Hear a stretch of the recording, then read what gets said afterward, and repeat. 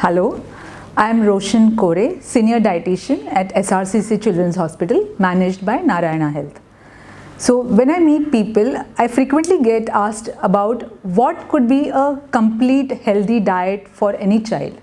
Mothers are usually very worried about what they should be feeding their child, how to get balanced nutrition. So today I am going to give you a simple rule as to how you can make your child's diet a very balanced and a healthy one. It's very simple. You just have to follow the 5 food groups. So what we usually do is we divide the different food that we eat into 5 groups. These 5 food groups are supposed to be had in proper proportions in your every meal. Basically your breakfast, lunch and dinner. So if you can include all the foods in your diet, you will get all the varied nutrients that are present in the different foods. Not single food is complete. Every food has different nutrients, different vitamins, different minerals. The quantity vary, the type varies. So it is very much essential that you include different varieties of food in the child's diet. So let's talk about the 5 food groups. To start with, the first food group is the group of grains and cereals. Now what does the foods that come under the grains and cereals? So they are your rice, wheat, jowar, bajra and the byproducts that are made from it like suji, rava, dalia, poha, kurmura. Other products like idlis, dosas and all the regional foods that are made out of grains and cereals. So the major portion of the diet would be made out of this food group called the cereals and grains. This food group provides a lot of energy, fiber and multiple vitamins and minerals to the body. The second food group is the protein food. Proteins are called the building block of the body because every part of your body, right from your hair to your toe and from your blood to the body organs, is made out of proteins. So for a baby who is just 2.5 kgs at birth approximately, to become a child weighing 10 kg, 20 kg or an adult weighing 50 to 60 kgs, you need to give them lots and lots of proteins. And it is very difficult to get enough protein if the child is not eating a mixed diet.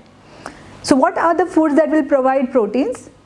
Contrary to what some people may think, only non-vegetarian foods are not a source of protein. There are many vegetarian foods which will provide proteins. Example, all kinds of beans, dals, pulses and their preparations, nuts and oil seeds like kaju, pista, badam, groundnuts, til, etc.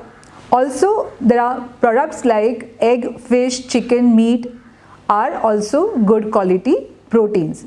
So, it is necessary that some protein is included in all your 3 main meals. Like for example, you can include a cup of milk in the breakfast, or you can have a bowl of curds along with your paratha for breakfast. Lunch could have a dal or a sprout salad or something like a Maharashtrian usal. Even snacks like pudlas and chila, dhoklas are having a lot of dal in it and will provide some amount of protein. So lunch and dinner could have protein preparations in the form of paneer, dals, chole, rajma, chicken gravies, egg omelets, and that will make up for your protein intake. The third group is dairy products and milk products. So dairy and milk is a very essential product for a child. Sometimes we wonder whether the milk is good enough, whether it is adulterated, whether it has steroids. But to be on the safer side, we can say that 2 cups of milk per day are essential for the child to get many vitamins and proteins and calcium, which is essential for the growing child. So milk and milk products, if the child is not very fond of milk, you can add milk products in the form of curds, chas, paneer and small quantity of cheese. Besides this, the 4th group is fruits and vegetables. Now this is a food group which children usually try to avoid. So lot of variety of fruits and vegetables need to be included. I usually like to say that you should add a rainbow to your diet. What does it mean? It basically means that you should include all the different colored vegetables and fruits in the diet because each colored fruit or vegetable has a different vitamin and mineral in it. So if you include a red colored vegetable or fruit, you get a different vitamin. You include a yellow orange vegetable or fruit, you get vitamin A and carotene and other nutrients. So including all the different vegetables and fruits is the key to getting a complete and balanced diet. Only harboring on fruits or vegetables that your child likes, like just a banana or just aloo or potatoes as a main vegetable, is not going to help him get all the nutrients.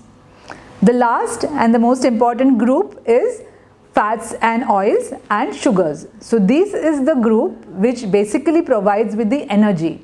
Your child will be very active and all the time moving around. So he requires a lot of energy. This energy comes from fats and oils and sugars because they are an instant source of energy for the child.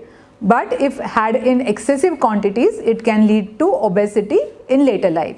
So we have to be very cautious when we use this group in the diet. So I hope this will help you to understand how to get a complete balanced diet for your child. Thank you.